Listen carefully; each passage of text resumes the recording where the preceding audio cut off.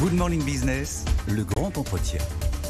Il est 8h18 et on cherche, vous le savez, des économies. On cherche des économies parce que la dépense publique flambe, comme on vous l'a expliqué hier, et que ce matin, Gabriel Attal réunit son gouvernement pour réfléchir justement à ces économies, notamment en matière du marché de l'emploi et de la réforme de l'assurance chômage. Nous sommes avec Philippe Dessertine, directeur de l'Institut de la Haute Finance, et Bertrand Martineau, expert associé à l'Institut Montaigne, spécialiste du travail et des questions sociales. Alors on va commencer effectivement par savoir si c'est une réforme pour l'emploi ou une réforme pour les économies. En tout cas, on attend un 5e tour de vis sur les questions du chômage depuis 2017.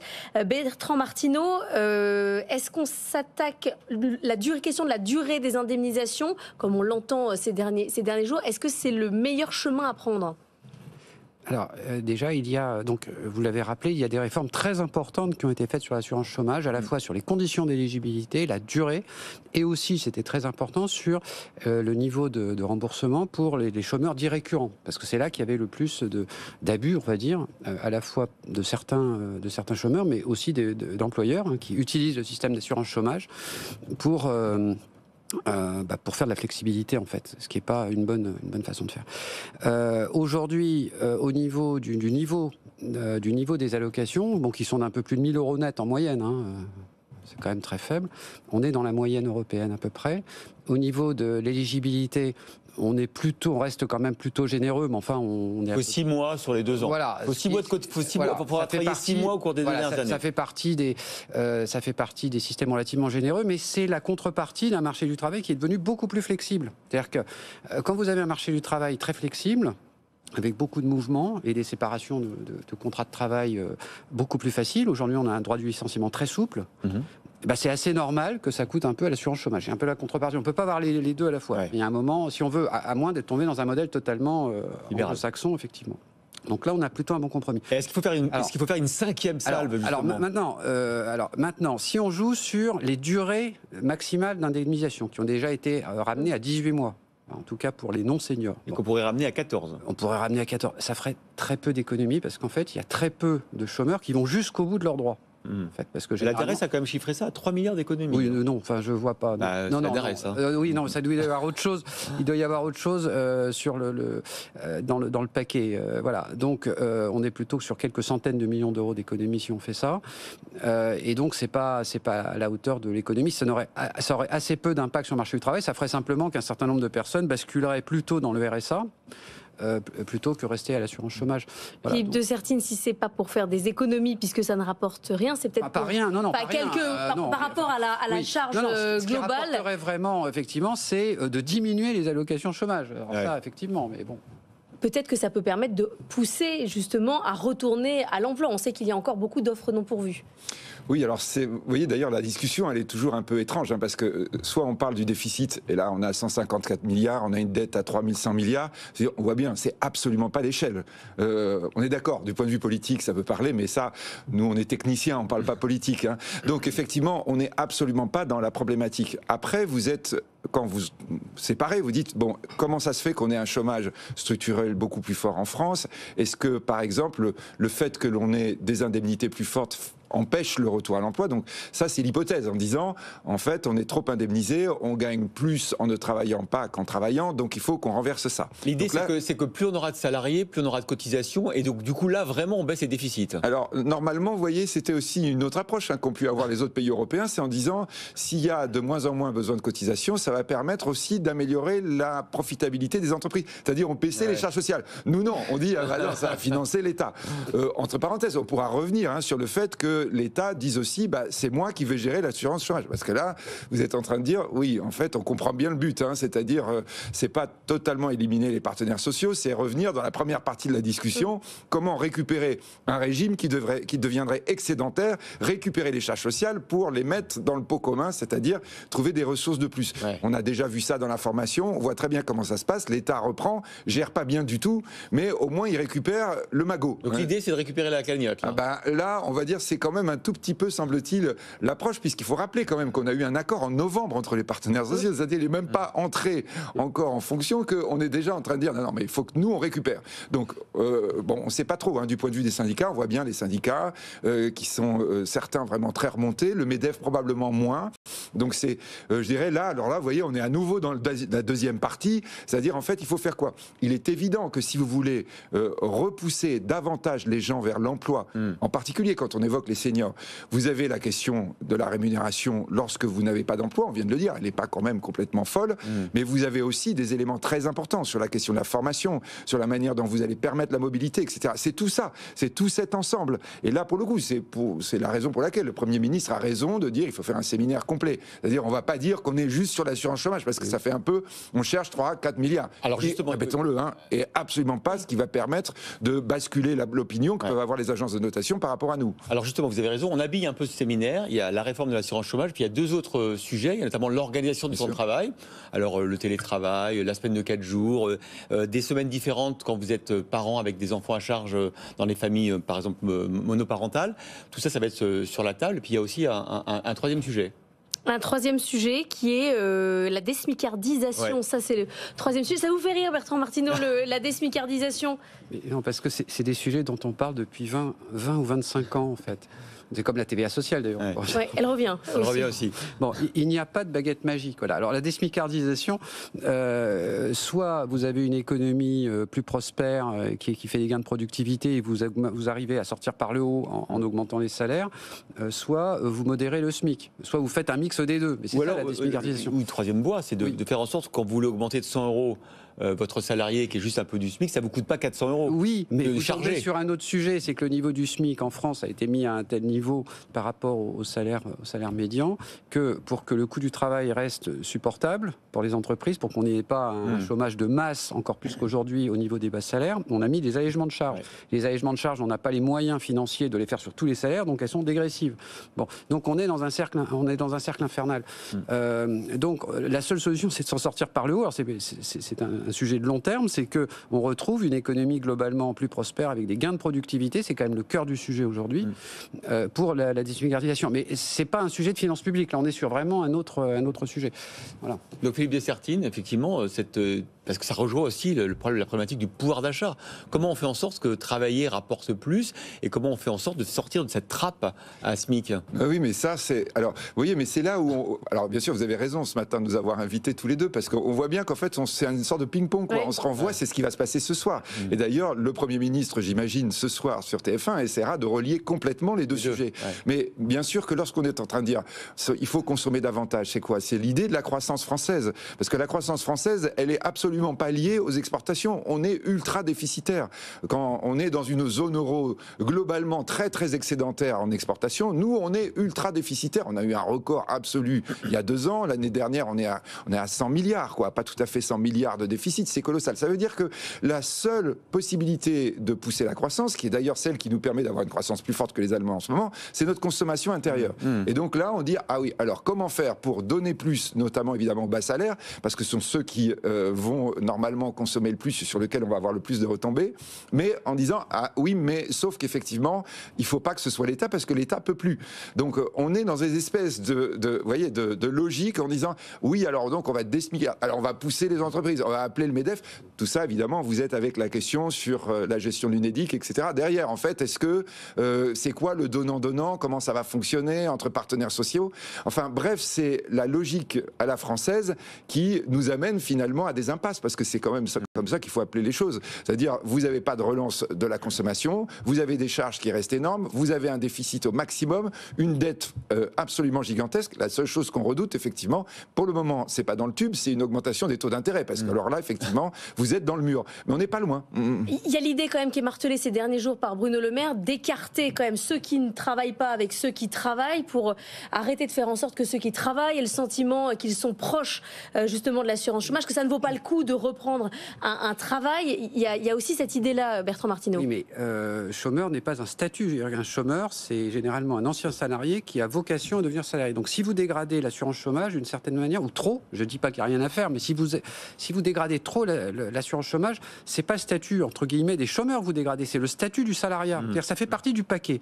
en fait. Il faut regarder le sujet comme un paquet global. C'est que vous êtes salarié, vous avez des salaires, vous êtes au chômage, vous avez temporairement, vous avez une allocation pour laquelle vous avez d'ailleurs beaucoup cotisé.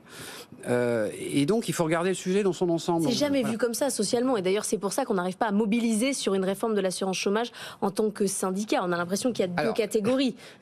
Effectivement, vous n'avez jamais vu un syndicat massivement mobilisé dans la rue pour l'assurance chômage. On peut mobiliser pour les retraites, ce qui est une préférence française pour l'inactivité d'ailleurs. Oui, parce que là, on parle de quelques centaines de millions d'euros d'économies sur l'assurance chômage, en jouant sur les niveaux, en faisant de 2 ou 3 mois peut-être de diminution de la durée maximale. Encore une fois, il y a assez peu de chômeurs qui arrivent à ces durées-là, heureusement. Mais on ne se préoccupe pas dans le débat quand même de la question des retraites, qui est quand même l'éléphant dans la pièce. Je rappelle que la revalorisation des retraites... Il y a une réforme des retraites quand même.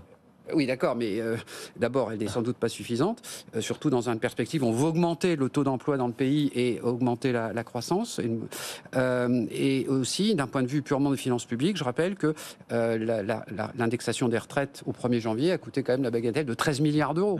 Donc là, on est déjà dans des sommes un peu plus intéressantes que simplement taper un petit peu sur l'assurance chômage. Alors justement, on va un peu élargir la focale, puisqu'on parle de faire des économies.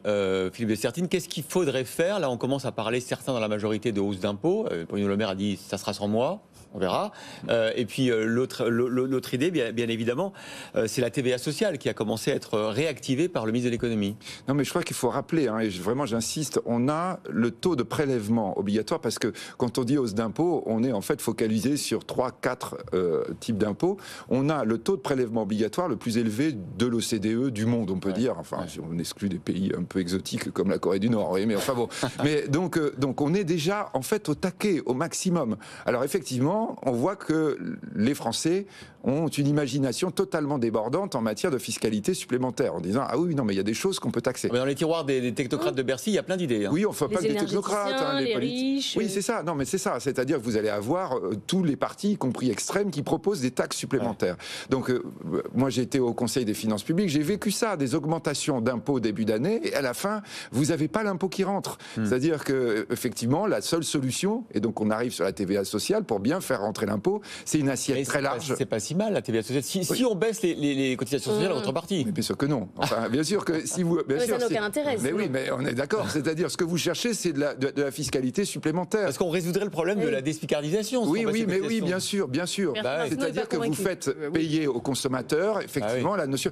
Donc, surtout qu'on consomme trop et qu'on importe trop. Donc, oui, non, mais non, ça résout plein de solutions en même temps. Non, n'oubliez pas. La consommation est notre seule base de croissance. C'est pas l'export. Oui.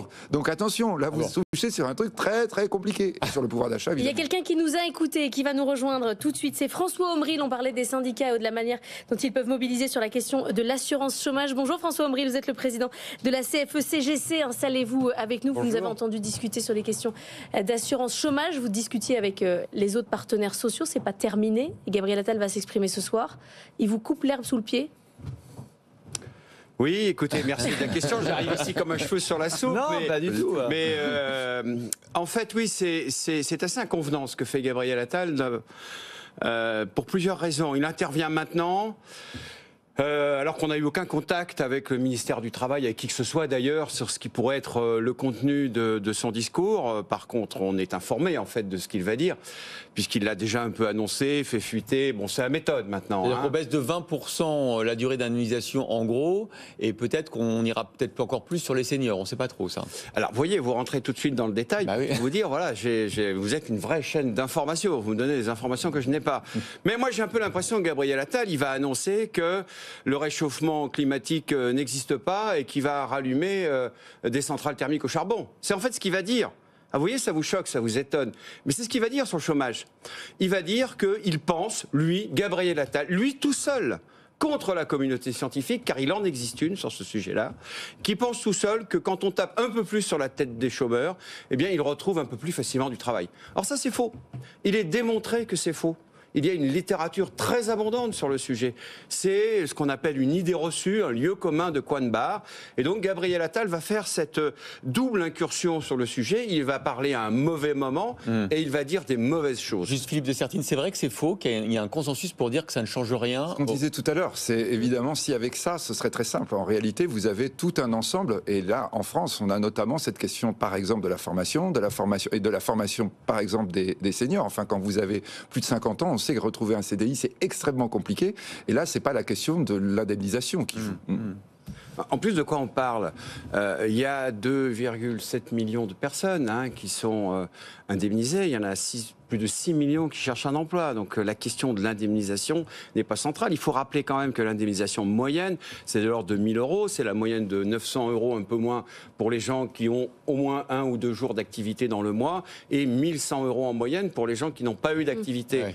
C'est de ça qu'on parle quand même. Donc de quoi parle Gabriel Attal ? Gabriel Attal dit n'importe quoi sur ce sujet-là. Et c'est vraiment très très grave. Parce que c'est pour ça que j'ai fait ma petite blagounette sur le réchauffement climatique.